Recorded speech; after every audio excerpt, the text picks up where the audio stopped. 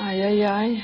Salut, moi c'est Fannyfique et sur ma chaîne YouTube, je parle de choses vintage. Et avec le Minitel, on y est dans le vintage. C'est parti pour retour vers le 3615.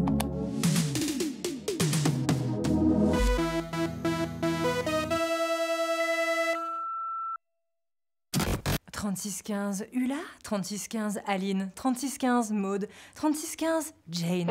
Si ça vous rappelle un temps que les moins de 20 ans ne connaissent pas, c'est normal. Car s'il y a bien un truc qui symbolise le Minitel, c'est ça. Du rose, du rose, du rose.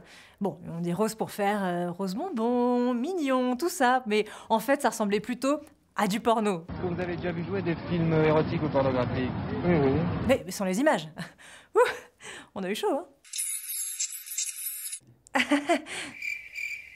Les messageries, c'est le grand truc dans les années 80. T'avais des filles nues sur des gros posters en 4x3 partout dans les rues. Déshabillez-moi.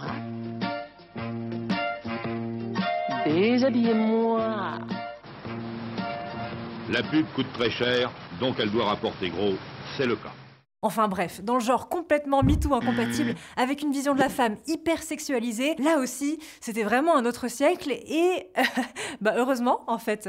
Dites-moi, monsieur, qu'est-ce que vous en pensez de cette affiche-là, Jane? Je trouve qu'elle est bien, la photo est jolie, et la fille est dessus aussi. La messagerie, c'était pas prévu au programme du Minitel. Ça paraît dingue, mais pourtant c'est vrai. Les concepteurs de la grosse boîte marron n'avaient tout simplement pas pensé que les gens allaient se retrouver à discuter derrière un écran. Les ingénieurs, ils ont pensé que le Minitel, il servirait uniquement pour des services pratiques. 24 heures sur 24, interrogez la météo sur le Minitel FR3. En Midi-Pyrénées, Languedoc-Roussillon, téléphone 3615, code MP3. Bref, en termes de fun, franchement, on a connu mieux. Alors que parler avec des inconnus... Ingrid, est-ce que tu baises? Voilà. Moi, je sais pas, c'est le premier truc que j'aurais créé, tu vois. Mais évidemment, t'as quand même des petits malins qui se sont dit « Pop, pop, pop, attends voir, il y a un terminal qui affiche du texte. Il y a moyen de s'envoyer des messages dans des balles, des boîtes aux lettres, qui sont donc l'ancêtre des mails. Dis donc, il doit bien y avoir un moyen de communiquer en direct, hein? Et ouais, en live !» Ça commencerait à devenir intéressant, ça. Et les petits malins, à l'époque, ils sont dans les journaux. Et ouais. Et là-dessus, il y a une légende assez marrante. C'est l'histoire d'un type qui s'appelle Michel. Et Michel, il bosse dans un journal à Strasbourg. Ça s'appelle Les Dernières Nouvelles d'Alsace. Et donc le gars, il est plutôt geek et il lance un service sur Minitel qui s'appelle Gretel.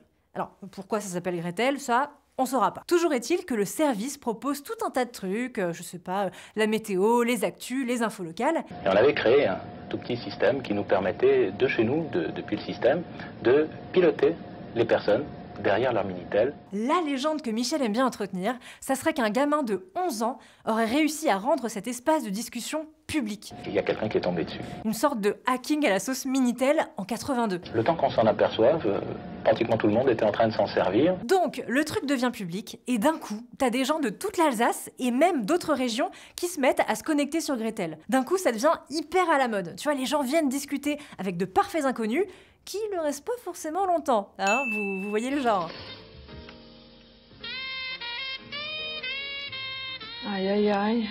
Sur les messageries dites conviviales, il y avait pas mal de femmes. Parce qu'à ce moment-là, c'était ultra galère pour rencontrer d'autres gens que sa famille ou ses amis, tu vois, surtout quand t'étais une femme. Vous voyez un type, il vous plaît, vous n'osez pas aller lui dire. C'est quand même con, non? L'anonymat derrière l'écran, la possibilité de parler tranquille depuis chez soi sans le regard des relous, tu vois, tu m'étonnes que ça avait de l'intérêt pour les femmes. Et ça, c'est une sociologue qui me l'a dit, Josiane. En 86, elle a fait une étude sur une messagerie conviviale, le 3615 N7.